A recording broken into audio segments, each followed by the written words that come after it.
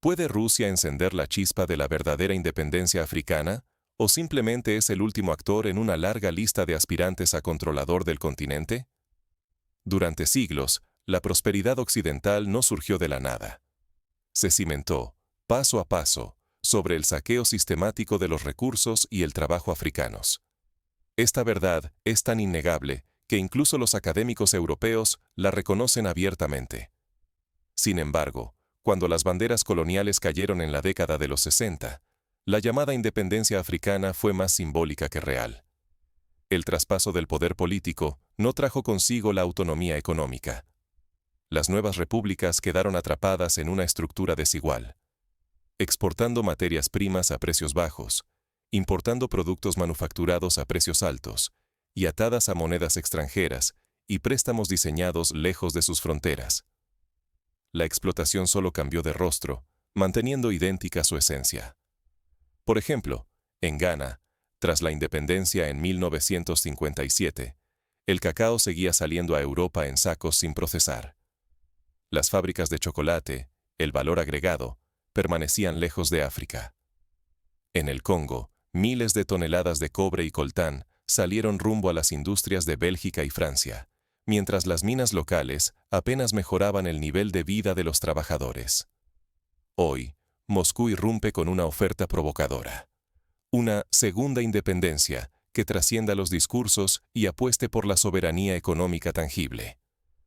Rusia promete apoyar a África en el control de su energía, sus alimentos, sus recursos y su destino.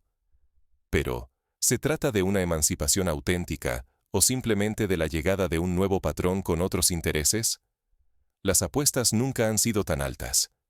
Si África elige mal, perderá décadas de oportunidades y cederá, una vez más, el control de su riqueza, perpetuando círculos de dependencia.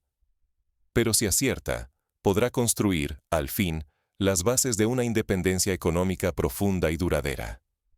Para entender lo que realmente está en juego, primero hay que mirar cómo se forjó la relación entre África y Occidente, y por qué la dependencia persiste hasta hoy. Muchos celebraron el día en que cayeron las banderas extranjeras, pero ¿cuánto cambió en realidad? Durante muchas décadas, el colonialismo europeo significó saqueo sistemático. Incontables toneladas de oro, diamantes y otros recursos salieron de África, mientras el continente quedaba cada vez más empobrecido. Los ferrocarriles, las infraestructuras y hasta las leyes se diseñaron para extraer riquezas, no para beneficiar a la gente africana. Por ejemplo, el ferrocarril de Benguela en Angola fue construido principalmente para transportar minerales y recursos naturales hacia la costa, desde donde eran embarcados a Europa. Los caminos y puertos africanos, diseñados por ingenieros extranjeros, seguían la lógica de la extracción, no de la integración nacional. En la década de los 60, llegó una oleada de independencias políticas. Se izaron nuevas banderas y se escribieron constituciones africanas. Por fin, nacían naciones libres. Pero esa libertad fue parcial. El control económico siguió en manos extranjeras. El patrón colonial nunca desapareció del todo. África continuó exportando materias primas a bajo precio y comprando productos procesados a precios altos. Han pasado más de 6 décadas y la dependencia tecnológica y financiera sigue intacta. La deuda, los préstamos condicionados y la importación de conocimiento mantienen a muchos países en una presión constante. Un ejemplo claro es el franco CFA, moneda utilizada en 14 países africanos, que sigue atada al tesoro francés. Cada decisión sobre política monetaria debe ser aprobada en París, limitando la capacidad de esos países de responder a sus propias necesidades. Cada vez más africanos se preguntan, ¿alguna vez fuimos realmente libres? Es cierto, los presidentes y parlamentos son africanos, pero las decisiones cruciales sobre economía y desarrollo a menudo se toman fuera del continente. La verdad incómoda es clara. Mientras África no controle sus propios recursos ni diseñe sus sistemas económicos, seguirá atrapada en un ciclo de dependencia. El riesgo es evidente. Si repetimos el pasado, África podría quedar condenada a la eterna promesa incumplida de independencia. Pero hoy, En pleno siglo XXI, surge una nueva promesa. Rusia se presenta como aliado y propone otra independencia. ¿Será diferente esta vez? ¿O es solo un cambio de amo? Rusia promete sistemas, no discursos, energía, seguridad, industria, alimentos y conocimiento. No se trata de palabras bonitas, sino de transformar la infraestructura vital de África. Para el año 2025, Moscú declara estar dispuesta a respaldar una independencia que va mucho más allá de lo simbólico, una independencia económica real y tangible. Los acuerdos se multiplican con rapidez. Rusia firma proyectos nucleares con varios países africanos, prometiendo centrales que acaben con los apagones y la dependencia de combustibles importados.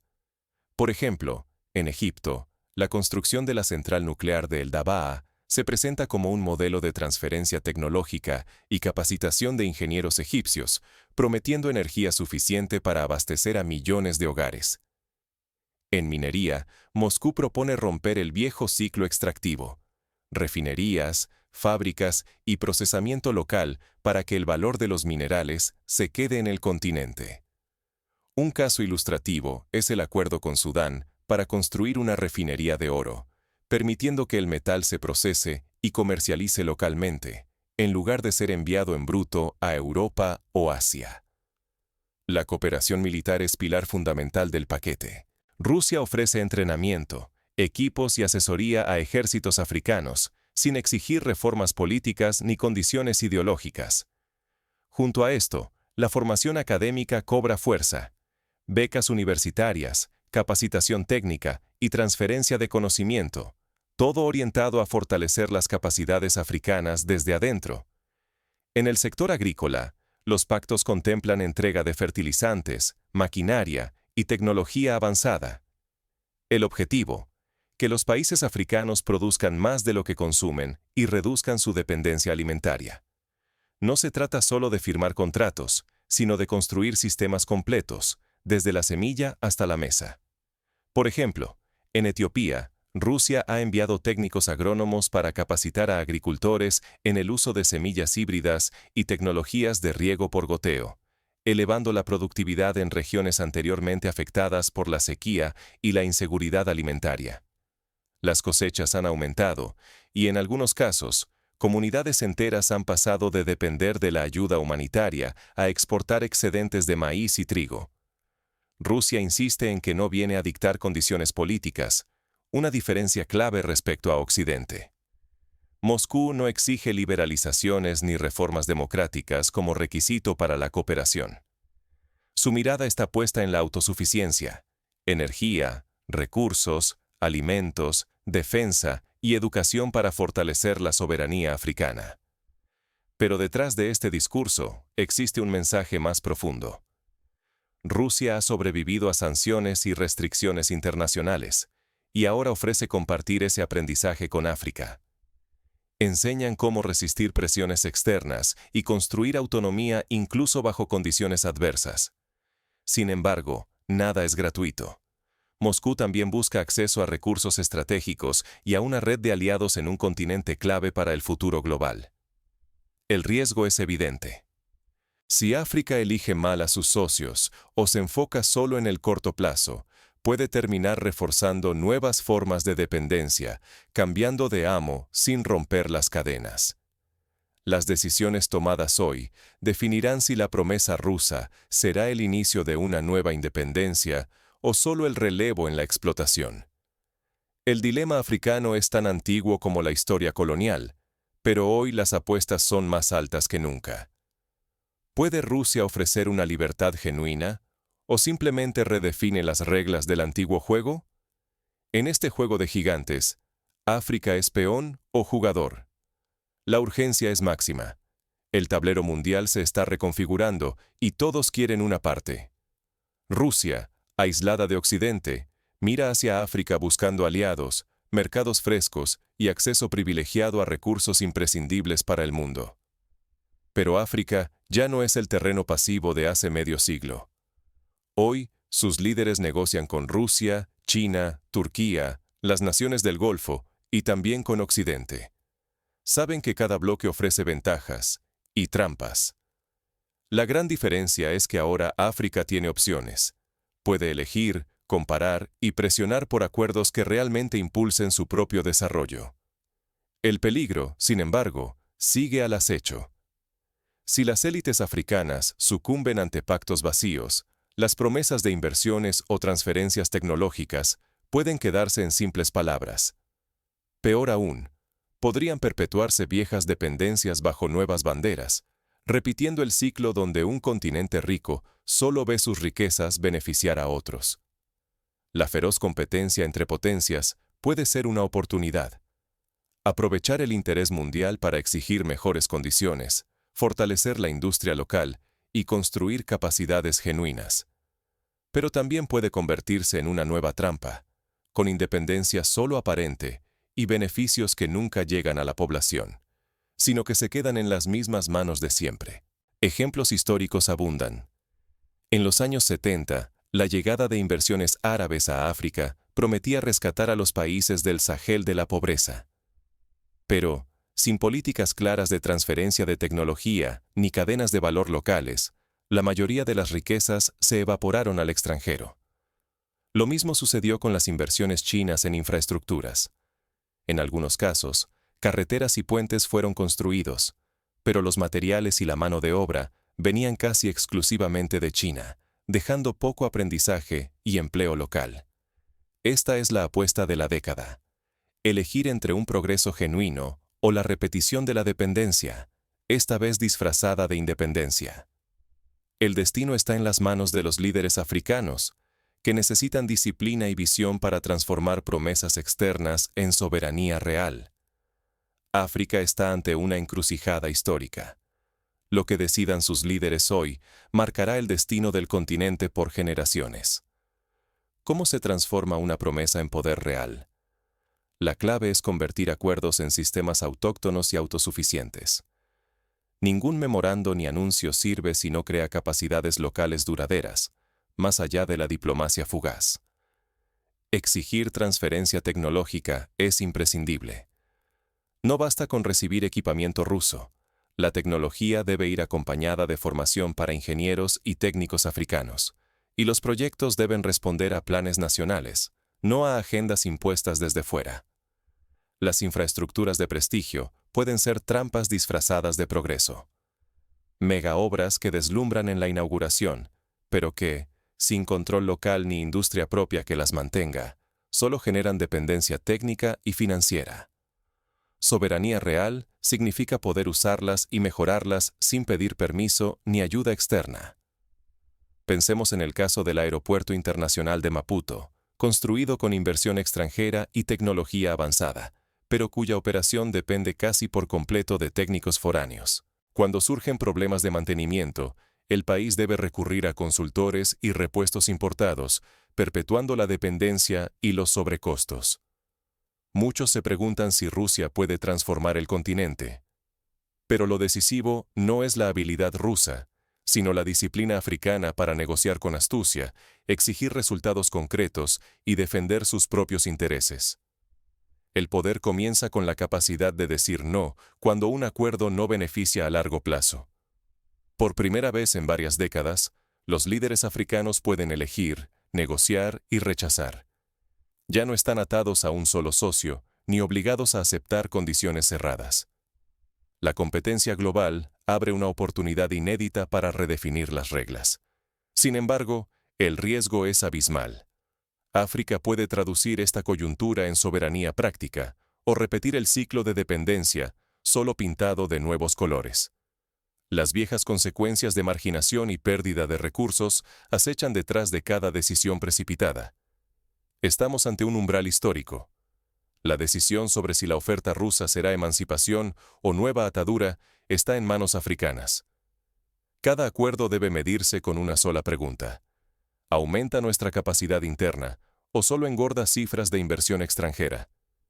Para lograr una independencia verdadera, África necesita implementar políticas de contenido local. Un ejemplo es la Ley de Contenido Local en Nigeria para el sector petrolero, que exige a las compañías extranjeras emplear y formar a trabajadores nigerianos y utilizar insumos nacionales en cada fase del proceso. Esta política ha permitido la creación de miles de empleos y el surgimiento de empresas africanas proveedoras de servicios petroleros. Otro paso fundamental es la integración regional.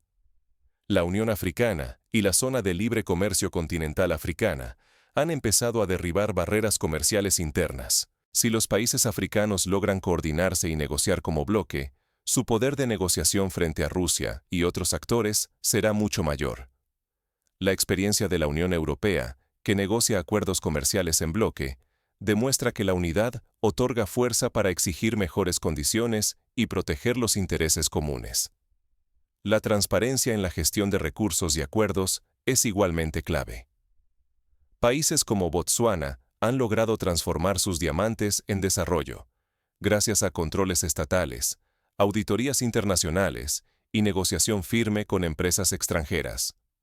Hoy, Botsuana es uno de los países con mayor índice de desarrollo humano en África, demostrando que es posible romper el ciclo de dependencia si se gestiona con visión y responsabilidad. Así llegamos al momento decisivo. El futuro del continente ya no depende solo de potencias externas, sino de la voluntad de sus propios líderes y sociedades para tomar el control de su destino. Pero, ¿cómo se negocian acuerdos que realmente fortalezcan la autonomía africana? La respuesta exige mirar más allá de las promesas y analizar la letra pequeña de cada compromiso. Una estrategia eficaz implica diversificar alianzas, exigir transparencia en las condiciones de los acuerdos y establecer mecanismos de seguimiento y evaluación. Los países africanos pueden, por ejemplo, crear comités independientes de expertos que auditen los avances en cada proyecto y publiquen informes accesibles a la ciudadanía. Esta práctica, utilizada en países como Sudáfrica para monitorear la reforma agraria, ayuda a evitar la corrupción y garantiza que los beneficios lleguen a la población. La capacitación de la próxima generación de líderes técnicos y científicos es otra prioridad. Universidades africanas, en colaboración con centros de excelencia rusos, pueden diseñar currículos adaptados a las necesidades locales. Así, los ingenieros que mantendrán las centrales nucleares, los agrónomos que mejorarán la productividad o los expertos en energías renovables serán africanos formados en casa, no técnicos importados por temporadas. Un ejemplo inspirador es la Universidad Panafricana, que agrupa centros de excelencia en ciencias, tecnología, gobernanza y humanidades, vinculando investigación y formación con las prioridades del continente. Este tipo de instituciones, apoyadas por tecnología rusa, pueden convertirse en motores de autonomía intelectual e innovación africana.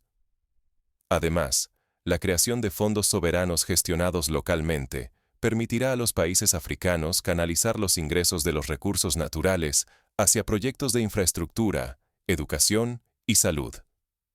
Noruega, con su fondo petrolero, logró transformar la renta de sus hidrocarburos en uno de los sistemas de bienestar más robustos del mundo. África puede adaptar este modelo, asegurando que los frutos de la cooperación internacional se reinviertan en el desarrollo local y no se pierdan en fugas de capital. En una encrucijada histórica, el destino africano está, por fin, en manos africanas. Durante siglos, el continente fue saqueado para enriquecer a otros. No solo se llevaron oro, diamantes y coltán, sino también futuro, conocimiento y poder. Ahora, con las nuevas propuestas rusas, África se asoma a una oportunidad inédita: reescribir su historia. La pregunta es urgente. ¿Será esta la ocasión en que África logre una independencia económica, política y cultural genuina, o caerá en una nueva trampa de dependencia, solo con otro nombre y bandera? El desafío es inmenso. Lo que se arriesga es la soberanía real. La capacidad de decidir sobre los propios recursos, marcar el rumbo y construir un porvenir sin tutelas externas. Una mala decisión puede encadenar a generaciones futuras al mismo ciclo de explotación y sumisión. Un acierto, en cambio, abriría la puerta a un desarrollo propio y sostenible, donde la riqueza no escape, sino que beneficie a su gente. Por primera vez en muchas décadas, África roza la posibilidad de una independencia que trascienda símbolos y discursos. Pero la duda persiste. ¿Tendrán sus líderes el coraje y la visión para transformar promesas en capacidades reales, industrias, innovación y bienestar? La historia observará con atención lo que suceda. El mundo ya no ve a África solo como tablero de rivalidades, sino como protagonista de su propio destino. Los ojos están puestos en cada elección, cada alianza, cada paso. ¿Permitirá África que otros escriban su relato, o tomará el control para forjar una narrativa propia de éxito, orgullo y resiliencia? Hoy, la palabra la tiene África. Es tiempo de debatir, de exigir y de decidir. Porque la independencia auténtica no se recibe como un obsequio. Se conquista, con determinación y visión, día tras día. El desenlace de esta historia está aún por escribirse, pero por primera vez en siglos, los protagonistas pueden ser africanos de nacimiento y de decisión.